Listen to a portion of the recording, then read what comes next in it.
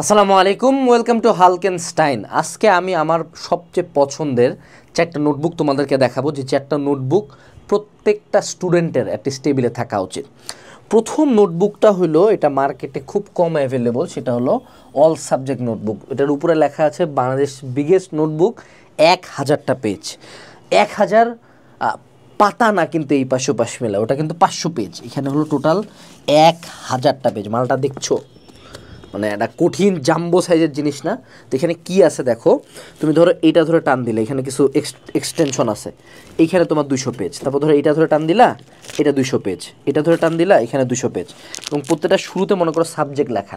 So আমার ছোটোবেলায় যেটা হতো যে আমি এত খাতা ক্যারি করে মেনটেন করতে পারতাম না। সো আমি যেটা করছি তোমাদের জন্য, একটা খাতার মধ্যে 5টা খাতা ঢুকায় দেওয়া আছে, এবং সব মনে করো হাই কোয়ালিটি পেজ। তোমার একটা খাতা নিলে অ্যাটলিস্ট 1 বছরের নোট হয়ে যাবে, এবং তুমি পরীক্ষার আগের রাতে কি পড়বা, একটা খাতাই পড়বা, ঠিক আছে? সো এইটা হলো আমাদের একটা অল সাবজেক্ট নোটবুক।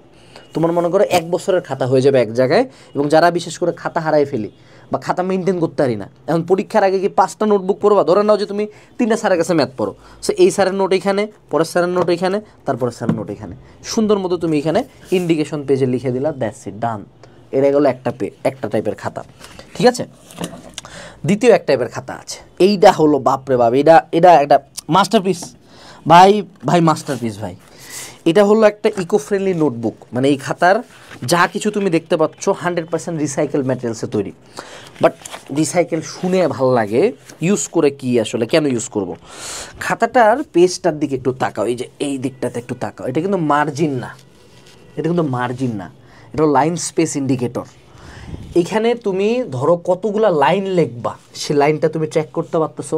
সো অনেকে আছে খাতা গ্যাপ কতটুকু রাখতেছো, এক পেজে কতগুলা লাইন হচ্ছে, সেটা তুমি এটা দিয়ে ট্র্যাক করতে পারবা। তারপর ধরো তুমি খাতার মধ্যে তুমি দাগ টানা টানা লিখতে চাও, লেখা সোজা করতে চাও, সুন্দর মতো একটা পেন্সিল নিয়ে এখান থেকে এখানে টানা দাও, ডান। তুমি মার্জিন টানবা, এই যে এখান থেকে 2 ঘর পর একটা টানা দাও, এটা তোমার মার্জিন হয়ে গেল, ঠিক আছে? সো আমার লাইনগুলো সোজা হচ্ছে না হয়তো, বাট আমি তোমাকে বোঝানোর জন্য বুঝাইলাম। তারপর অনেকে আছে বুয়েট বা অন্যান্য ভর্তি পরীক্ষার জন্য একটা পেজের মধ্যে ছোট ছোট করে ম্যাথ করতে চায়। সো তোমার এখানে টোটাল 15টা মার্কিং আছে। এই 5-এ একটা দাগ দাও, এই 10-এ একটা দাগ দাও, সমান 3 ভাগে ভাগ হয়ে গেছে। This is the line space indicator. বাংলাদেশের কোনো খাতায় এটা নাই।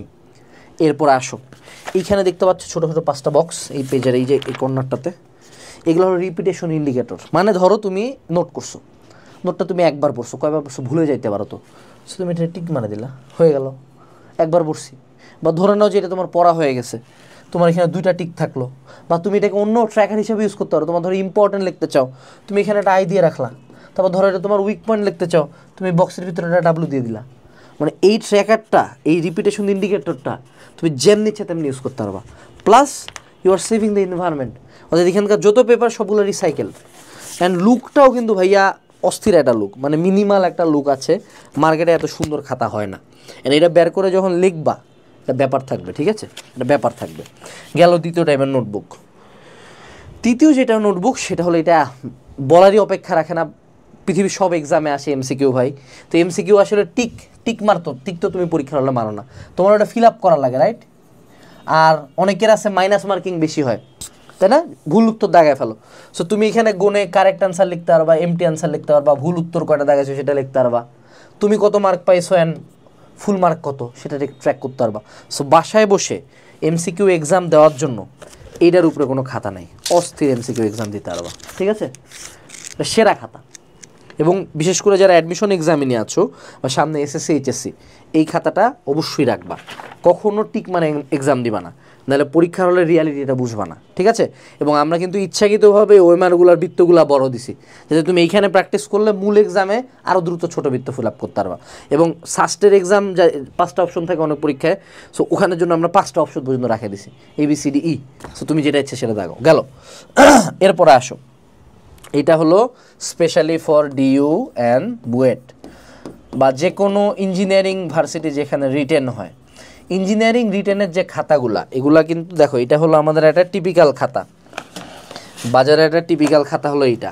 আর পিছনে যেটা দেখতে পাচ্ছ, এটা হলো বুয়েটের একটা খাতা। এই খাতাগুলো হলো লম্বা হয়, লিগ্যাল সাইজ হয়, ঠিক আছে?